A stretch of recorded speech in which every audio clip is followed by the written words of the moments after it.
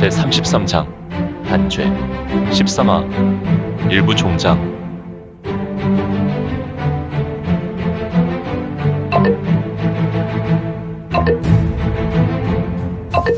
구독과 좋아요, 알림 설정 부탁드립니다.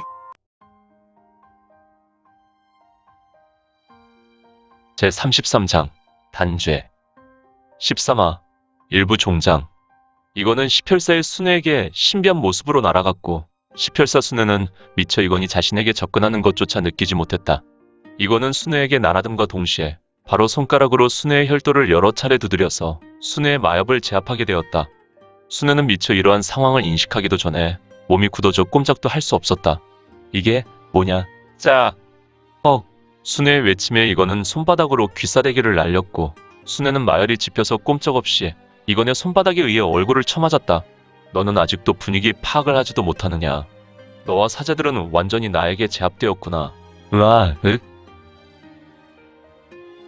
아름다웠던 다영루는 마치 누더기와 같이 곳곳이 파손되어 마치 무너져가는 건물과 같았고, 다영루 주변 거대한 연못은 연못이라기보다 지옥목과 같이 죽어있는 무리가 둥둥 떠 있었고, 이들의 수요는 세기 어려울 정도로 거대한 연못을 메우고 있었다. 현재 다영루 2층 약 10여 명의 붉은색 가사를 입은 자들이 있었고, 단 한 사람을 제외하고 9명은 바닥에서 구르고 있었다. 이들은 모두 진한 신음을 내었고 각자 고문을 당하는 것처럼 바닥을 구르며 경련을 일으키고 있었는데, 이들의 몸에서 뼈가 부딪히는 소리가 심하게 들렸고, 이 소리가 정말 뼈에서 나는 소리일까 하는 생각마저 들게 했다. 이들을 자세히 보면 이들의 살갗이 돌처럼 단단해지고 울퉁불퉁 튀어나와 힘줄은 끊어질 듯하여, 이들은 분명히 분골차근이라는 무리민이라면 두려워하는 수법으로 고문받는 모습이었으니 도대체 무엇을 하는 것이냐? 우리 광열마승을 고문이라도 하는 것이냐? 그렇다고 우리가 무엇을 내게 전할 것이란 생각을 한다면 너의 큰 오산이 될 것이다. 우리는 바로 광열마승 중에서도 악명이 자자한 시펼사다.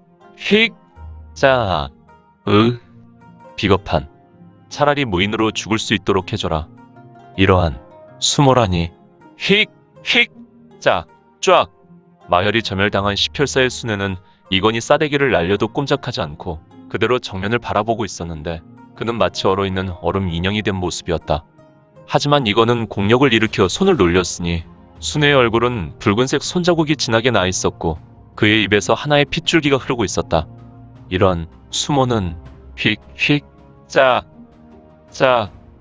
이거는 다른 말은 하지 않았다. 그냥 묵묵하게 시펼사의 순애가 말할 때마다 손만 놀리고 있었으며, 이는 시펼사 순애에게 있어서 극심한 수모를 주었고, 그는 지금 죽기보다 더욱 싫은 감정으로 절망의 구렁텅이로 걸어가고 있었다. 이거는 이렇게 행동한 것이 반시즌 가까이 시간이 흐르고 있었다. 시펼사는 그들의 반백인생에서 최악의 시간을 보내고 있었으며, 순애는 자신들이 섬기는 불마존에게 달려가고 싶었다. 오직 그들의 피하는 불마존이 다스리는 저승이라 생각하고 있었으므로. 아홉마승은 마열이 집혔는지 바닥에서 잔경련을 일으키며 근육이 끊어지고 뼈가 추려지는 고통에 신음했다. 이 시펼사 광승들은 이미 인간의 감정을 잊은 지도 수십 년이 지났지만, 그들은 이러한 고통에 겨워 지난날의 잘못과 죄로 인해 마음속으로 용서를 비는지 그들의 눈에는 눈물이 고여서 모두 눈물을 흘리고 있었다. 다만 아홉은 바닥에서 고통에 겨워 이러한 모습이었고, 시펼사의 순애는 뻣뻣하게 굳은 몸으로 이건을 노려보며 눈물을 흘렸다. 너희는 무인으로서 죽는 것도 사치다. 너희들이 죽여왔던 의인과 양민과 무인들은 너희보다 못한 사람이 단 한 사람도 없었구나. 시펼사의 순애의 입에서는 더 많은 핏물을 겨워냈다. 그는 자신의 인내를 시험받고 있었다. 자신이 당하는 것보다 소렴사의 명예와 사제들의 아픔에 더욱 초라한 자신의 모습과 직면하고 있었다. 차라리 죽여다오. 아니지. 너희들은 더욱 진한 절망감으로 몸부림쳐야 한다. 물론 육신의 고통은 별것 아니지. 너희들이 사람들의 생간을 씹고 아이들의 천신혈을 먹을 때 전능감으로 기뻐했던 과거의 너희를 봐라. 하지만 너희의 기쁨은 다른 사람들의 처절한 고통이요 간이 결단나는 아픔이었다는 것을 알고나 있어라. 너희 사제들은 나의 84,000 분골차근수로 모든 근육이 끊어질 때까지, 또한 모든 뼈가 파수어질 때까지 멈추지 않을 것이다. 하지만 그래도 너의 사제들은 희망이 보이는군. 거의 되었으니 말이다. 이건이 이러한 말을 할 때 정말로 그들의 생은 하나하나 다 되었는지, 9 중에 하나가 눈을 감고 고개를 떨궜고 이건희 심은 폭기에 의해 퍽하는 소리와 함께 불이 붙었다. 그리고 잠시 후에 이 광승은 제가 되었고 바닥에 한 줌의 제가 되어 남게 되었으며 간간히 불어오는 미풍에 이제는 천천히 바람 앞에 쓸려 날아갔다. 나머지 8분 이 같은 모습을 옆에서 느끼고 보고 있었는지 더욱 심하게 떨었으며 시펼사 수녀는 자신의 사제 하나가 이생을 등지는 것에 다만 짐작만 하였고 마열이 짚여 고개를 돌려 이를 확인할 길이 없었다. 퍽! 화르르! 또 다른 하나가 갔군. 퍽! 화르르! 이제 나머지 6이 남았을 뿐이다. 퍽! 좋군. 그래도 너희들은 복받았다는 것으로 여겨라. 어떤 이들은 한나란시에 죽고 싶어도 그러지 못하는 것을.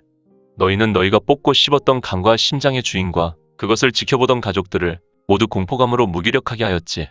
너희는 그들을 수도 없이 봐왔지 않으냐. 그들에게 미안하군. 후후후후. 되었다. 진심은 아니지만 시펼사 광승의 입에서 미안하다는 말을 얻었으니 되었다. 퍽. 퍽. 퍽. 퍽. 이건의 말에 아직 살아있었던 광열마승 시펼사의 이런 4명이 한 번에 삼도천을 건넌다. 고맙군. 이복에 나는 환생을 믿지 않아. 그러나 너희 소래엠사는 환생을 믿는다지. 하지만 내가 장담하지 다시 태어나는 그런 일은 없을 것이다. 이곳에서 비뚤어진 인생을 산 것에 염라대왕에게 자백하고 내가 보낸 마인드를 섬기며 살게나. 저벅. 딱!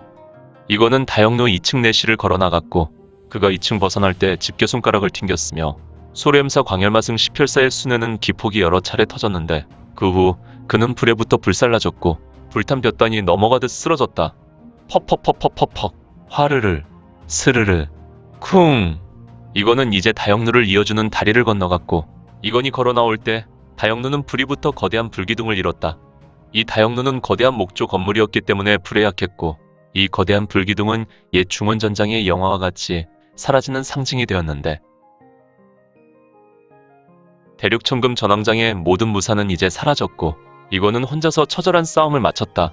그는 축시가 지나는 이 시간에 이곳 전왕장은 인기척을 느낄 수 없었다. 이거는 수많은 전왕장 건물 중에 가장 거대한 본전인 천금전으로 천천히 걸어가고 있었다. 이 건물은 전왕장 중심에 있었다. 이미 기운 보름달은 처량하게 이건이 가는 길을 비추고 있었고 새벽 시간인지라 봄을 맞이하는 바람이 조금 쌀쌀했는데 이 바람이 주변 나무들의 마른 가지들을 흔들고 있었다. 이미 전왕장의 식솔들은 모두 이곳을 빠져나갔군. 오직 천금전에서 피어나는 사기와 마기만이 느껴지는데 23명인가? 이거는 언덕과 같은 곳에서 전왕장의 본전인 천금전을 내려보고 있었다. 이곳 전왕장은 이건이 처음 도착했을 때 비교적 석등과 연등들로 매우 밝았지만 지금은 모든 석등과 연등들은 꺼져 있어서 매우 어두웠다. 아마도 해주 육자량이 명령하여 불을 끈 것 같았다. 녀석, 내가 왔다니까. 조금 무서웠나 보다. 그래, 해주라. 내가 바로 용주의 12지간 중에 해주란 말이지. 많이 출세했군. 처음 봤을 때는 운남에서 코올리게를 봤을 뿐인데 내가 아무리 폭강성이라도 나는 이미 동방제국의 전사로 완전하게 각성했으니 너는 오늘 반드시 내 손에 죽게 될 것이다. 후후후후. 기대할 만하겠구나, 자량아. 뿌드득, 뿌드득. 그런데 이것은 뭔가 동쪽에서 더 강한 기세라니. 이건의 두 눈은 본전인 천금전을 보고 있었던 것이 아니라 이곳 전왕장의 또 다른 명물인 대나무 숲을 보고 있었으니. 재밌게 보셨나요? 재미있게 보셨다면 좋아요.